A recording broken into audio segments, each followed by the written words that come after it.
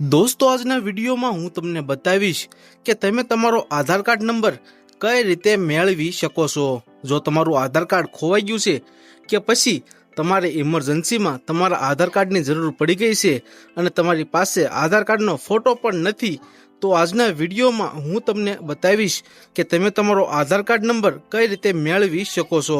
જો તમારી પાસે તમારો આધાર કાર્ડ નંબર આવી જાય ત્યાર પછી તમે આરામથી તમારું આધાર કાર્ડ ડાઉનલોડ કરી શકો છો।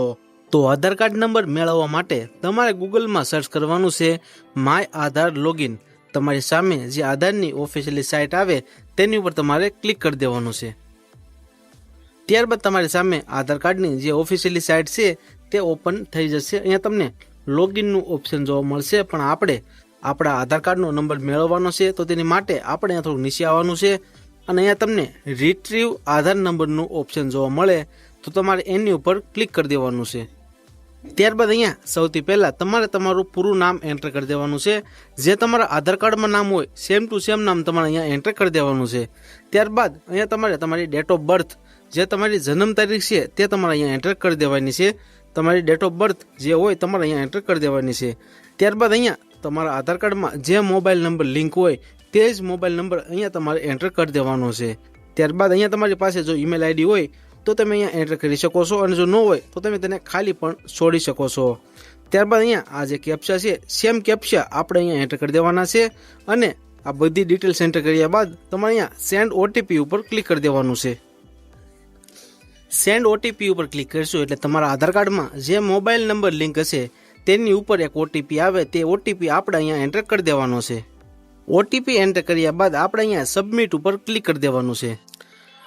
તો ત્યારબાદ તમને અહીંયા જોવા મળશે your Aadhaar number is sent your registered mobile number, એટલે તમારા આધાર કાર્ડમાં જે મોબાઈલ નંબર લિંક હશે તેની ઉપર તમારો આધાર કાર્ડ નંબર સેન્ડ કરી દેવામાં આવ્યો હશે।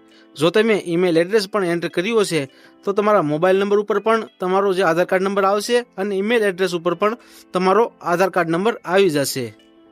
તો આધાર કાર્ડ નંબર મળ્યા બાદ તમે તમારું આધાર કાર્ડ કઈ રીતે ડાઉનલોડ કરી શકો છો તે પણ હું તમને બતાવી દઉં છું। તો સૌથી પહેલાં તમારે અહીંયા હોમ પેજ ઉપર આવી જવાનું છે અને અહીંયા નીચે આવીને તમને ડાઉનલોડ આધારનું ઓપ્શન મળે તેની ઉપર તમારે ક્લિક કરી દેવાનું છે।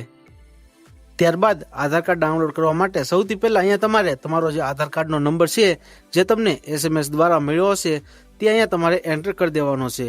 આધાર કાર્ડ નંબર એન્ટર કર્યા બાદ આ જે કેપ્ચા છે સેમ કેપ્ચા તમારે અહીંયા એન્ટર કરી દેવાના છે અને અહીંયા સેન્ડ ઓટીપી ઉપર ક્લિક કરી દેવાનું છે।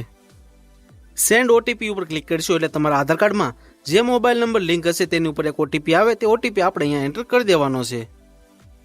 ઓટીપી એન્ટર કર્યા બાદ આપણે અહીંયા વેરીફાઈ એન્ડ ડાઉનલોડ ઉપર ક્લિક કરી દેવાનું છે। તો તમે જોઈ શકો છો કે આપણું આધાર કાર્ડ અહીંયા ડાઉનલોડ થઈ ગયું છે। આને તમે ઓપન કરશો ત્યારબાદ PDF ઓપન કરશો એટલે તમારી સામે પાસવર્ડ એન્ટર કરવાનું ઓપ્શન આવશે।